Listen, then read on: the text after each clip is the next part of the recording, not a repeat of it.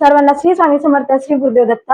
तर व्यंकटेश स्तोत्राचं अनुष्ठान कसं करायचं ते मी तुम्हाला थोडक्यात सांगते. तर आपल्याला रात्री 12ला व्यंकटेश स्तोत्राचं अनुष्ठान करायचं आहे आणि डॉट 12 पावणे 12ला तुम्ही आंघोळ वगैरे करून या. 12ला आपल्याला वाचायला बसायचं आहे व्यंकटेश स्तोत्र.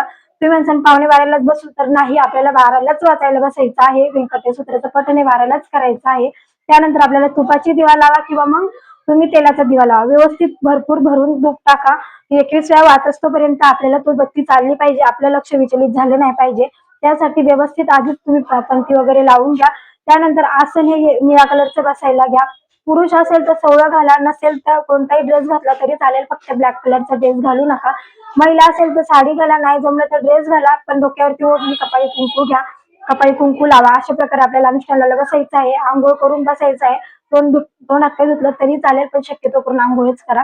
त्यानंतर आपल्याला 20 वेळा व्यंकटेश स्तोत्र वाचायचं आहे आणि लास्टच्या म्हणजे 21 वेळा वाचताना तेव्हा तुम्ही पूर्ण फलश्रुती पण घ्यायची आहे. म्हणजे पूर्ण व्यंकटेश स्तोत्र 10वी आणि फलश्रुती म्हणजे पूर्ण वाचायचं आहे आणि शक्यतो करून संस्कृतच वाचा.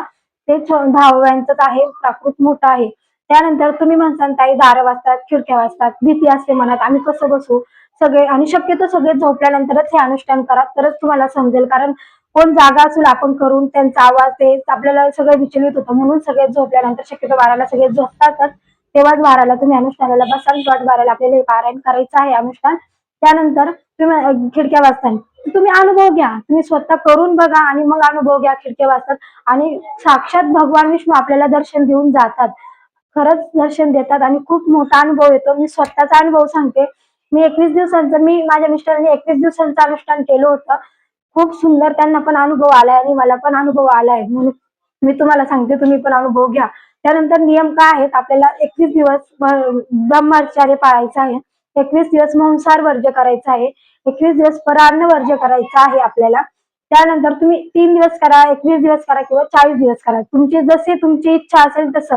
तुम्ही म्हणसान ताई आम्ही एवढं मोठं नाही का, एवढी 40 दिवसांची कशी करू, तुमची जर समस्या एवढी मोठी असेल आणि तुम्ही जर पाठीवर खायला जासाल तर ते कसं जमेल. समस्या मोठी तर सेवा पण मोठी. कोणतीही वस्तू मोठी करायची म्हटलं तर सेवाही मोठीच करावी लागते. म्हणून तुमची जसे असेल तसं तुम्ही 21 दिवसांचं करा, 3 दिवसांचं करा किंवा 40 दिवसांचं करा, पण आपल्याला हे नियम पाळायचेच आहेत आणि हे आंघोळ करूनच रात्री 12ला बसायचं आहे.